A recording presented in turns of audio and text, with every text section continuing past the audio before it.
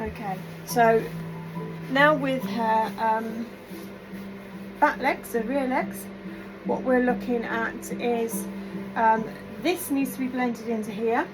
I'm going to do this in a separate section for you because I've got a little trick that I want to show you with them doing this bit here on the rump and the top of the tail. So I'm going to come back into that separately. But at the moment I want to look at the furnishings on the leg. Now, you'll find that with the foxes and the Welsh and the Airedales, even the Lakeys, they all have a fuller leg. Now the Irish don't have that. They're supposed to be very racy, so it's something that they don't have. However, they do need to have some furnishings on their legs. And I personally like a little bit more than a breed standard would sometimes, but then that's my personal preference. And what you've got to look at is when you're doing the legs, like anything, you need to look at the shape of your dog. So if say that they've got shorter legs, you want to be able to take a little bit more off the legs to try and make it look like they're more elongated. If they've got really long legs, then leave a little bit more furnishings on so that it can kind of just bring down the length of the legs visually. It's just one of those illusions. It's the same as when we're dressing ourselves, isn't it? You've got your flaws or you've got bits that you don't like, you try and hide them with the clothes that you're wearing. It works the same when you're stripping these dogs, that you do exactly the same. Any dog it works with, you know, that is one of the rules.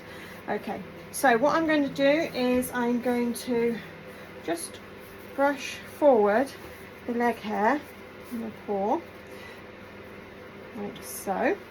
I'm going to put my comb into it and I'm going to brush upwards. Firstly, that will take any little knots out as well, but also it just gives me an idea on the shape of her leg, how much hair does need to come off, and where you can make a start.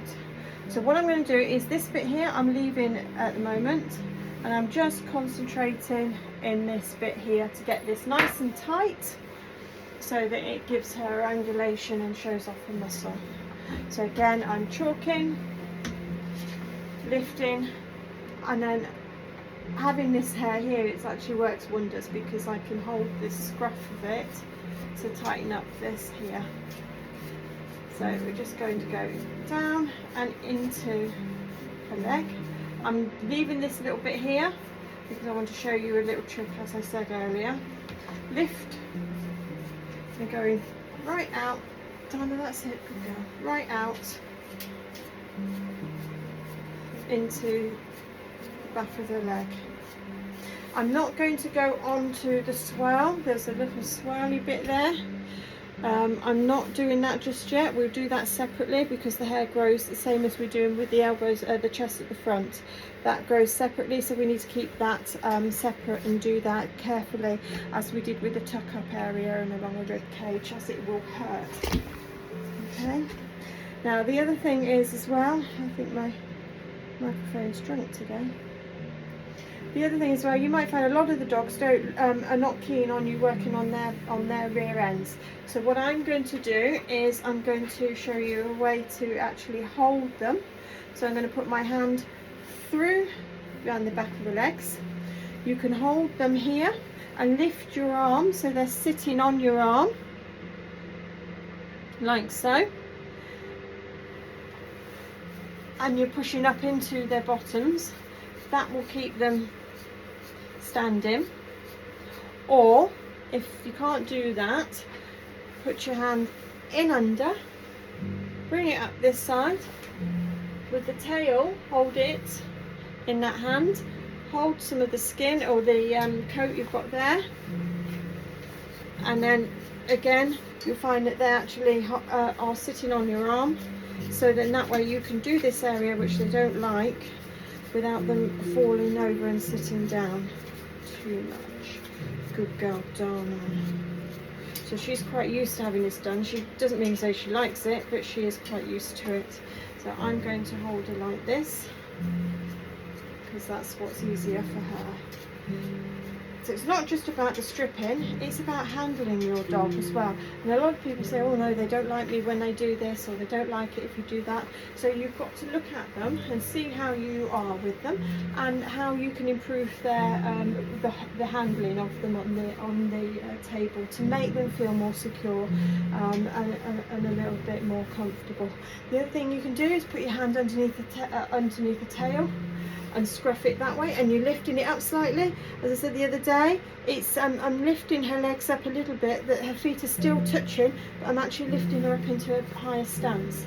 Then this means that I can get to this area here without her scooting and sitting down. Again, I'm going to do that one separately. So I'm just going to hold her there and do this. This needs to be nice and tight. She's got a lot of dead hair on here, so I need to take this off. It's quite fine. I've left it for too long. So I'm going to take all this off. Taking this off is going to promote new coat, which will make a nice harsher coat come through. Just get this dead stuff off. I'm not going into the fringe of it yet. It's one of the last things I do, is to shape the hair, the legs there. Okay, so I'm going down into the hock here. I'm working my way down the leg. Good girl, Donna. Okay.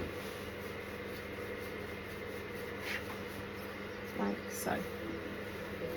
Well done, Donna. With Amazon Music Unlimited, you can play all your favourite songs on demand completely ad-free. That means song after song with no ads in between. New customers can try it free for 30 days, pay later. Renews automatically for as little as $5.99 a month. To get started, just say, Alexa, try Amazon Music Unlimited. There we go. Nice and tight there. When you look at her other leg, this side, you can see the difference. So I'm now going to have to do this side to match into the other leg.